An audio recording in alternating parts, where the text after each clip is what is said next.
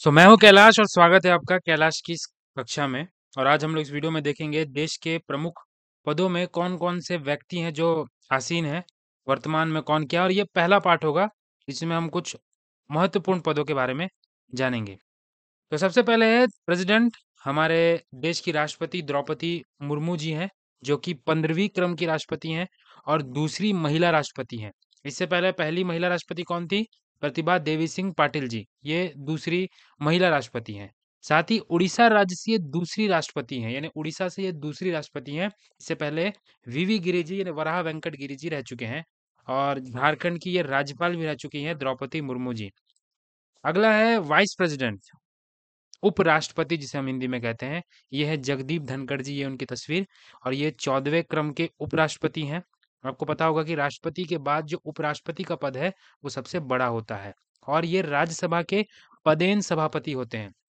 जो बड़ा सदन है, जो उच्च सदन है राज्यसभा, उसके एक तरह से कह सकते हैं अध्यक्ष होते हैं। यानी जो उपराष्ट्रपति के पद पर पहुंचेगा वही क्या होगा? राज्यसभा का सभापति होगा। इसलिए यहाँ पर बताया गया पदेन सभापति। ठीक है। नेक्स्ट है हमारे देश के प्रधानमंत्री नरेंद्र मोदी जी। इनको कौन नहीं जानता। 2014 से ये इनका लगातार तीसरा कार्यकाल है और वाराणसी से ये लोकसभा के मेंबर हैं। 2014 तक ये गुजरात के सीएम रहे। पीएम बनने से पहले ये चीफ मिनिस्टर थे गुजरात के। और एक इम्पोर्टेंट चीज ये है कि पीएम पद पर आसीन स्वतंत्र भारत में जन्मे पहले व्यक्ति हैं। यानी प्राइम मिनिस्टर के पद पर जो ये व्यक्ति हैं नरेंद्र मोदी जी, इनका जन्म स्वतंत्र भारत में हुआ, यानी आजादी के बाद हुआ है। यानी इससे पहले जितने भी प्रधानमंत्री थे उनका जन्म जो था वो आजादी से पहले हुआ था। तो ये पहले व्यक्ति हैं जो स्वतंत्र भारत में जन्मे, फर्स्ट व्यक्ति हैं जो प्राइम मिनिस्टर बने हैं। अगला है चीफ जस्टिस ऑफ इंडिया यानी सीजेआई। इन्होंने डीवाई चंद्रचूड़ की जगह ली है। संजीव खन्ना जी बने हैं और ये 51वें 51st सीजेआई है। इंपॉर्टेंट है, ये अभी रिसेंट इनका अपॉइंटमेंट हुआ था। अगला है लोकसभा स्पीकर। कोटा से ये लोकसभा सदस्य हैं ओम बिरला जी। तो ये लोकसभा के अध्यक्ष हैं, लोकसभा स्पीकर है। अब है लीडर ऑफ ऑपोजिशन लोकसभा, यानी लोकसभा में विपक्ष के नेता कौन बने हैं? राहुल गांधी जी बने हैं।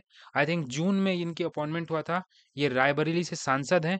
और जो विपक्ष का नेता होता है वो लोकसभा में सबसे बड़े राजनीतिक दल का संसदीय अध्यक्ष होता है, जो सरकार में नहीं होता है ना, क्योंकि ये विपक्ष के नेता होते हैं। और ये कौन बनते हैं?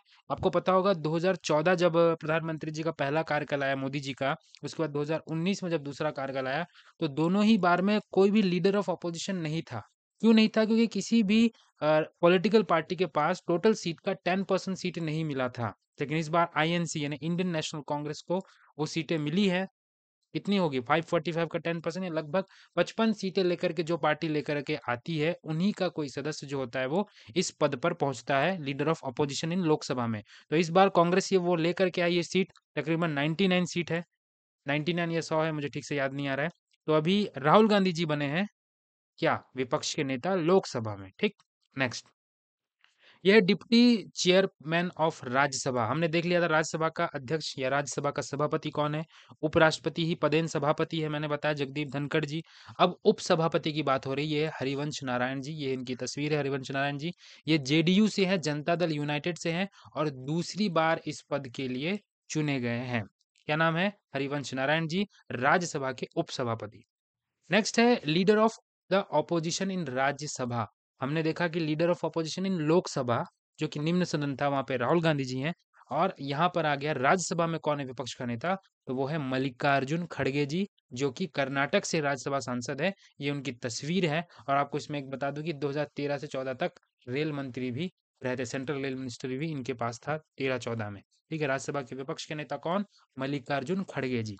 अगला चलते हैं, ये है जस्टिस एम खानविलकर। इनका पूरा नाम है अजय माणिकराव खानविलकर। और ये है लोकपाल के स्पीकर, यानी लोकपाल के अध्यक्ष। लोकपाल क्या है? एक अथॉरिटी है। किस तरह का अथॉरिटी है? भ्रष्टाचार विरोधी, है ना, भ्रष्टाचार को रोकने वाला अथॉरिटी है। ये क्या काम करता है? राष्ट्रीय स्तर पर भ्रष्टाचार के आरोपों की जांच करता है। तो उसका जो लोकपाल है, इसको नाम दिया गया लोकपाल। और इस लोकपाल के अध्यक्ष बने हैं जस्टिस ए एम खानविलकर। इनका अजय माणिकराव खानविलकर पूरा नाम है। अब बात करते हैं chief election commissioner of India. कौन है? राजीव कुमार जी। ये है राजीव कुमार जी। इनके साथ दो और अन्य निर्वाचन आयुक्त होते हैं। यानी ये चीफ इलेक्शन कमिश्नर है और साथ में 2 इलेक्शन कमिश्नर होते हैं। कौन है वो? ज्ञानेश कुमार और एसएस सिंधु जी। ठीक है? मुख्य चुनाव का आयुक्त का जो कार्यकाल है वो 6 साल का होता है या फिर 65 ईयर, जो पहले हो जाए। साथ ही इनका जो सम्मान और वेतन जो होता है वो एक सर्वोच्च न्यायालय के न्यायाधीश यानी संजीव खन्ना जी को जितना वेतन मिल रहा होगा उतना इनको वेतन मिल रहा होगा। साथ ही इनको पद से हटाने की प्रक्रिया कैसी है? महाभियोग की है। जैसे राष्ट्रपति को जिस तरीके से महाभियोग द्वारा हटाया जा सकता है, अगर राजीव कुमार जी को भी अगर इनके पद से हटाना होगा तो वही प्रक्रिया अपनानी होगी। नेक्स्ट हम देखते हैं नेशनल सिक्योरिटी एडवाइजर यानी राष्ट्रीय सुरक्षा सलाहकार। इनको तो आपने जानते होंगे, ये है अजीत डोभाल जी।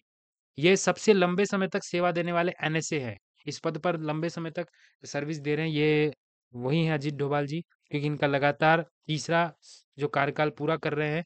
2014 में ये पहली बार बने थे जब प्रधानमंत्री नरेंद्र मोदी जी प्रधानमंत्री बने थे, तब ये एनएसए बने थे। ठीक है? ये आईबी के पूर्व निदेशक रह चुके हैं और केरल कैडर से ये आईपीएस ऑफिसर हैं। अगला है UPSC union public service commission. इसकी चेयरपर्सन कौन है? तो ये है वो प्रीति सूदन। ये एक महिला पद, महिलाओं को दिया गया इस बार का पद। ये आंध्र प्रदेश कैडर की 1983 बैच की आईएएस रह चुकी हैं, हेल्थ सेक्रेटरी रह चुकी है और इनके कार्यकाल में आपने कई बार कुछ सराहनीय काम के बारे में जाना हो, जैसे बेटी बचाओ बेटी पढ़ाओ, आयुष्मान भारत मिशन, ये जिन चीजों पर इन्होंने काम किया है। अच्छा बताऊं कि ये यूपीएससी का जो इतिहास में ये दूसरी महिला है, यानी अब तक सिर्फ दूसरी महिला इस पद पर पहुंची हैं। पहली कौन थी? पहली थी रोजे मिलियन बैथ्यू खरबुली, ये पहली महिला अध्यक्ष थी और उसके बाद अभी दूसरी महिला को ये पद दिया गया। इनका नाम क्या है? प्रीति सूदन। अगला हम देखते हैं सीएजी। सीएजी क्या होता है? Comptroller and auditor general of India. अभी हाल ही में गिरीश चंद्र मुर्मू की जगह इन्होंने लिया है के संजय मूर्ति जी ने, और ये है के संजय मूर्ति जी की तस्वीर। क्या होता है? भारत के जो नियंत्रक महालेखा परीक्षक होता है, एक कॉन्स्टिट्यूशनल पोस्ट होता है, संविधान में इसका जिक्र किया गया है। ठीक है? तो इस वीडियो में था इतना ही। Thanks for watching. लाइक करें, सब्सक्राइब करें और अपडेट पाना हो तो नेक्स्ट सेकंड पार्ट में हम और भी इम्पोर्टेंट, ये सब तो जितने आप लोगों ने देखा है तो कई बार आप लोगों ने खबरों में न्यूज़पेपर में देखते रहते होंगे, लेकिन इसके बाद जो आएगा जो बहुत इंपॉर्टेंट है, कई बार कई लोगों के नाम हम बहुत कम सुनते हैं, उनके बारे में हम जानेंगे।